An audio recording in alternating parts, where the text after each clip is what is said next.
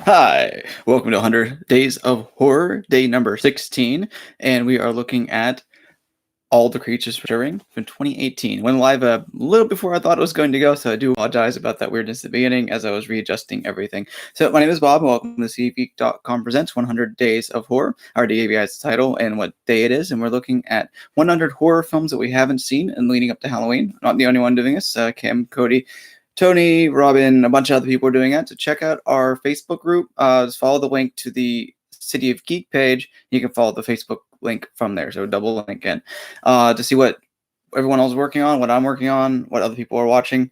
So it's day 21 in real life. It's day 16 for the reviews. I'm getting caught up for being out for a little bit. And as I've noted in the last couple reviews, I am in a slightly different setup using YouTube Live instead of edited videos because I'm having some issues with that. So I hope to get back to regularly good-looking videos here soon instead of what I currently have set up here. So this is live, so any sort of mistakes and errors I've been making along the way, you're going to have to put up with, so I do appreciate for that over the next couple minutes as I talk about All the Creatures Were Stirring, which is 2018 Christmas-themed horror comedy anthology that was, I think it might have been on the shelf for a little bit, but it did come out last year. I remember didn't see a date on it until Crazy Rich Asians killed it at the box office because Constance Wu is in one of the segments here in the 5th segment. No, I'm going to be straight up. I didn't enjoy this film. Anthologies are something I love. Anthologies are something that you always get a good short. I love watching shorts. I watch shorts for Crypticon Film Festival. I watch shorts for Issaquah Film Festival, a couple other things. I go to Bone Bat and watch 40 shorts along with 2 features every year. So I love the short features. I love short films, and I love anthologies because you can get so much cool stuff in a little bit, and you get that little bit at the end. You get all sorts of fun stuff. So when an anthology fails, it's double a failure because you have so many opportunities. Because when you get, in this case, we have 5 short stories in the wraparound. You expect maybe a couple to be good. I have one clunker in there. So when they're all clunkers, or one here I really liked. It's a missed opportunity. Because this one actually makes the big issue I have a lot of anthologies is or short stories, but short films is they don't feel complete. That's because you only have 10 minutes. I mean, you can't tell a whole story with that. Several in here feel like openings that starts up and then the movie just stops as if like there's a whole like 90 minutes afterwards. We're just seeing the opening, kind of seeing as a proof of concept in a way. And a couple of these, it cuts away at the end or just it's a good idea but not fleshed out. And so each of these stories I've had major issues with for a couple of different ways. So we do have the wraparound along with those 5 stories. I'm going to go through each of them briefly and what I thought about them since talking about everything as a whole is kind of weird for an anthology since we're looking at 6 stories, the 5 in the wraparound. But this is directed by David and Rebekah McKendry. It's the first thing that they have produced that I'm aware of. Looked on IMDb quickly, but didn't really see anything pop up. So maybe things will be better for the next time around. They did, So anyway, our wraparound involves it's a Christmas Eve or Christmas with a couple going on maybe a first date. The guy's played by Graham Skipper, who I saw in the Reanimator stage show in 2011 or so, with Jessie Merlin, who has Dr. Hill, who shows up in the first segment. And they go to a theater on Christmas Eve to see a play that they have no idea what's coming in. And it's weird when they get there. Everyone's being like a little bit off. Everyone looks so weird.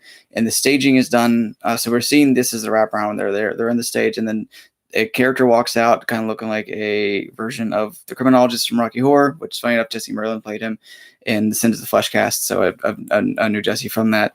And comes out, shows the title, and then we see some people on stage acting it out, and then it cuts to the feature, the short. And I did enjoy that. I thought it was a cool touch, rather than just simply jumping into something we're seeing. So you can almost imagine as these are playing what these people are doing on stage. I would kind of like to see that. It'd be fun. And so you get this weirdness of going on with that, and things get weirder as the stories progress, as they have a little time between the stories, a little intermission, and then the end.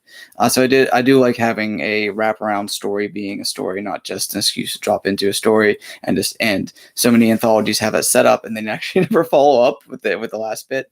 So it always annoys me. At least it didn't do it in this case.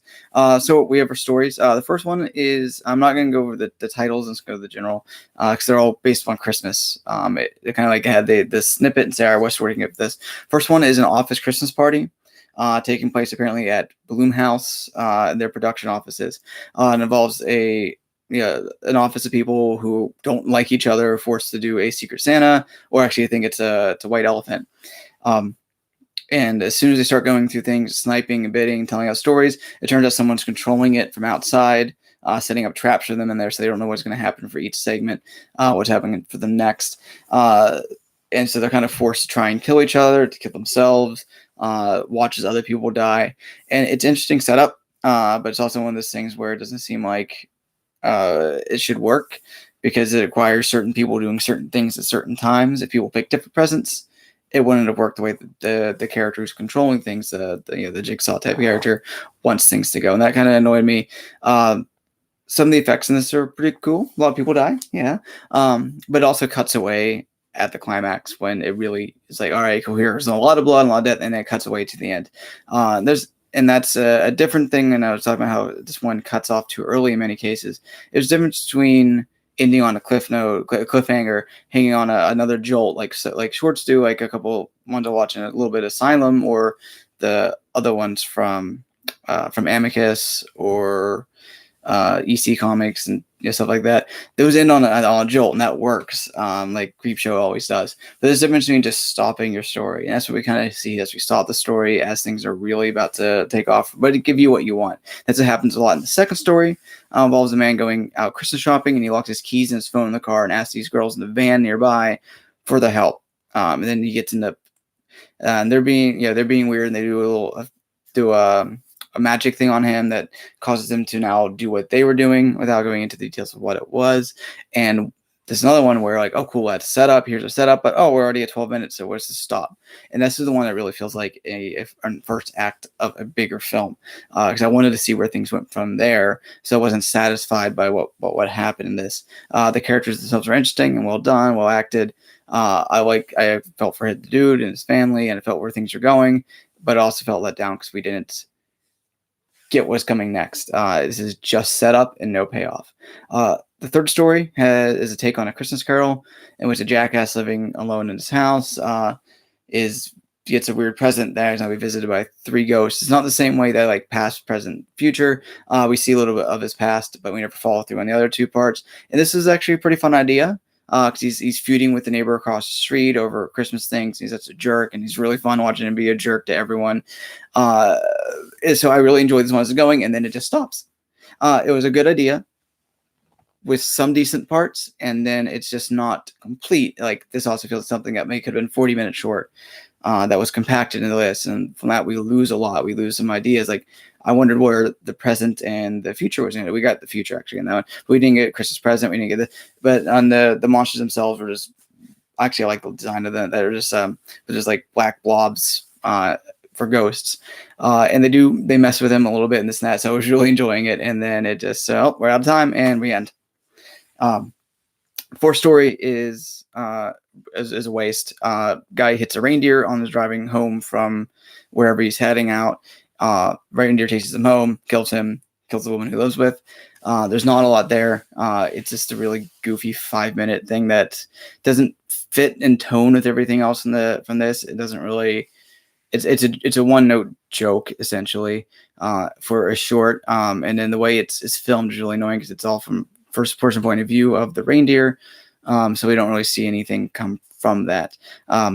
So it never really clicked, so it never really fell into place. And the final segment, I think, was a decent enough segment.